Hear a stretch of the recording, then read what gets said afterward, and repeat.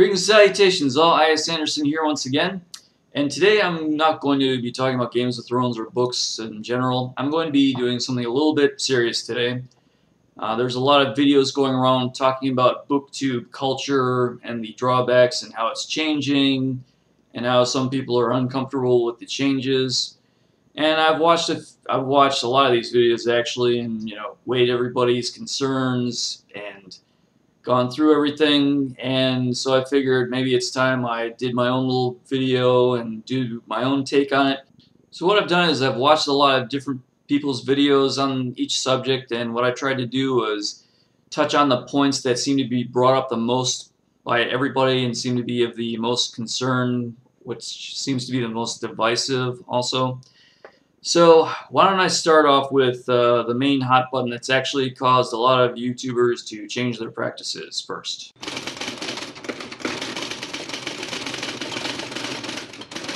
Okay, so a lot of people are having problems with booktubers having Amazon wish lists. And first of all, I think I should point out, even if somebody does have an Amazon wish list posted somewhere, you are under no obligation whatsoever to buy them anything.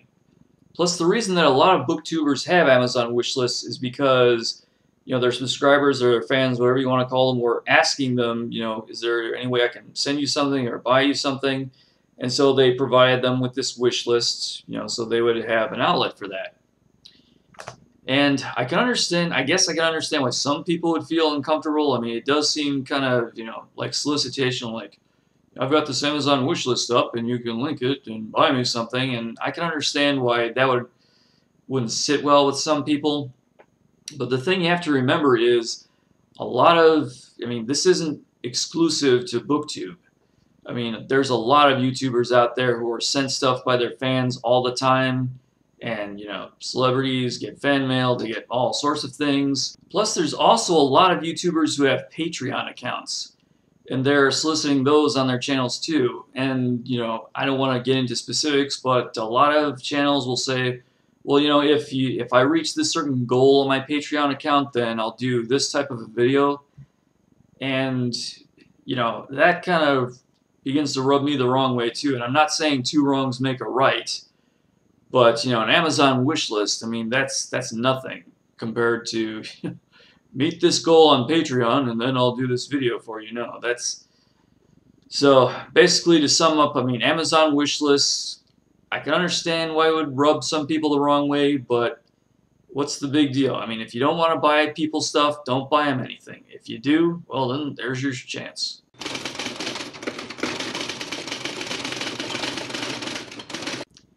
I think everybody can agree that bullying is bad. There's no call for it, there's no need for it. Just because somebody, puts themselves out there in a video doesn't give anybody the right to disrespect them or treat them badly or make snide comments about their appearance or anything like that. Now, having said that, I think this is like the least of the Booktube community's problems. I mean, our society is, it's a pretty civil one. I mean, yeah, nothing's perfect. There's going to be a few jerks here and there. But it is nowhere near as bad as bullying in, say, the video game community or political communities. I mean, just when I say political communities, that should, raise some red flags for you right there.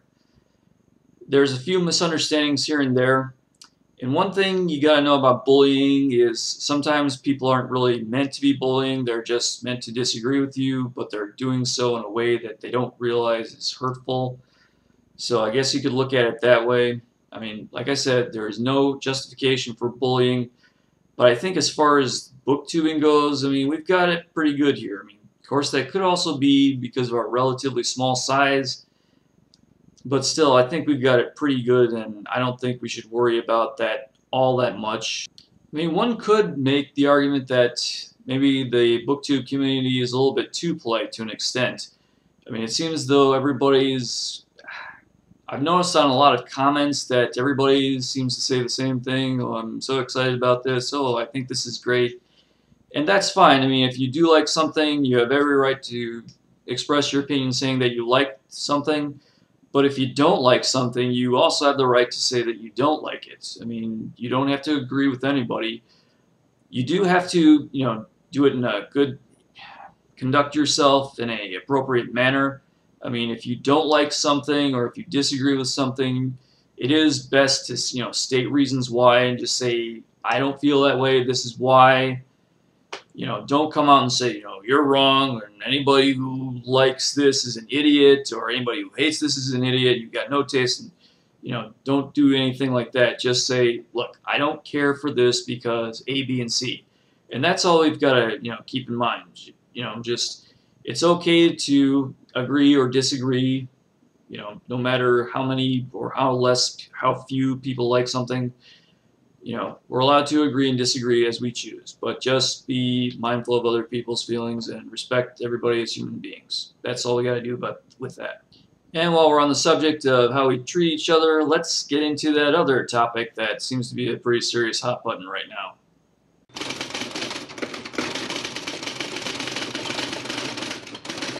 Melting down YouTubers and making them into statues of golden calves is wrong. Okay, yeah, that was a joke. Let me read off the definition of idolization that I found here. Excessive admiration of or devotion to a person, basically to the point of the refusal that you believe they can do no wrong. I don't think there's any booktubers that are idolized or admired to that extent. I really don't think there's any of them that could get away with committing a serious crime or just spitting in the face of their community and everybody would just think it's hunky-dory, or even a few people would think it's hunky-dory. As far as how they're perceived in public or how the general population acts towards them, I mean, I've seen YouTubers that are a lot larger. I mean, basically like YouTubers in the top 10 earners that, basically walk through an amusement park, pretty much unmolested.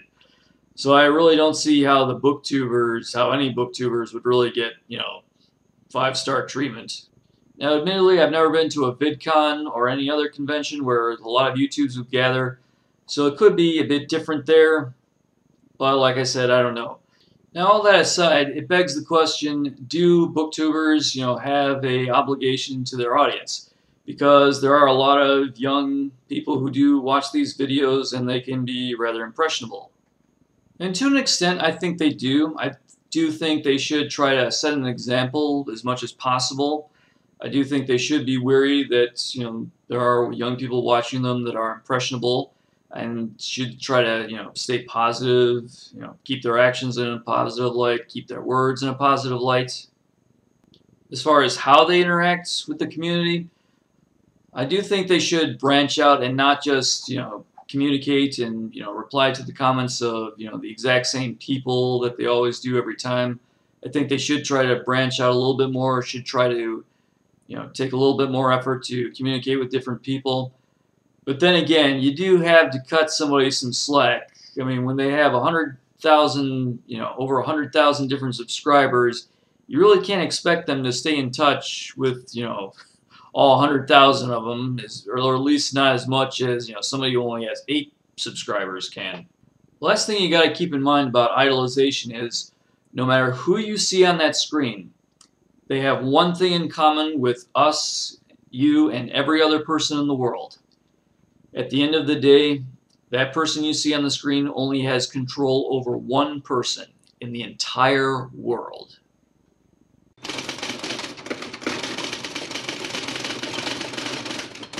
So a lot of people talk about being honest in their videos, so let's be honest together about this one fact, undeniable fact. The Booktube community primarily consists of females between the ages of, say, 12 and 25. I'm not saying that's a good or a bad thing, that's just the nature of the beast. I mean, the target audience of YA books is primarily females between the ages of 12 and 25. So naturally, the majority of the books covered on Booktube are going to be YA books, which appeal to that target audience. I mean, if Booktube was primarily people between the ages of 40 and 50, the complaint would be, well, there's too much crime dramas going around.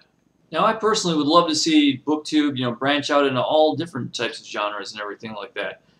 But the thing is, that's going to have to be a conscious decision on the community as a whole. It's one thing to encourage people to branch out and get out of their comfort zone. It's another thing to actually convince them to do it. I mean, I have read a lot of YA books myself because of the Booktube community. Sometimes I was happy with the results, and sometimes I was not.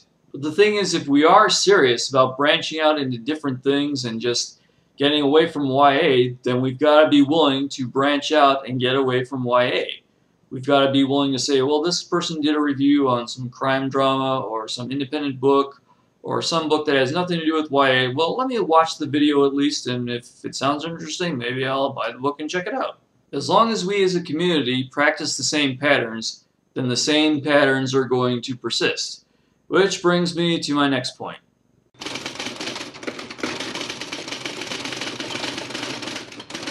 So people are saying that too many people are doing book hauls, and a lot of booktubers, they don't want to do book hauls themselves because they end up buying a lot of books that they never end up reading. And trust me, I can understand where everybody's coming on this one completely. Yeah, personally, I don't even like watching book hauls.